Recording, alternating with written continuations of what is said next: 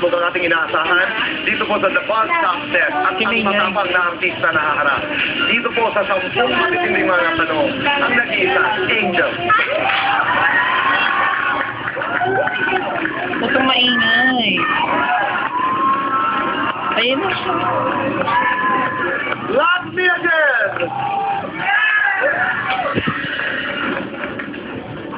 Excited na po ako mapanood ang pelikula ni Angel.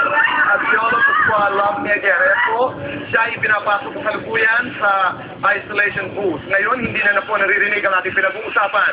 Ilan sa mga katanungan po ng bayan, kung may isang lalaki sa kanyang nakaraan, nasasabihan niya ng mga katagang, love me again. Sino kaya ito at bakit? And on a scale of 1 to 10, 10 being the highest, gaano ba siya kasaya sa kanyang karera, sa kanyang pamilya, at sa pag-ibig? Kung may isang kabanata sa buhay niya na ayaw niya nang balikan, ano ito at bakit? Ang mga kasagutan, Pilipinas, sa pagbabalik naman dito sa The Buzz Top Set. Magbabalik po ang The Buzz.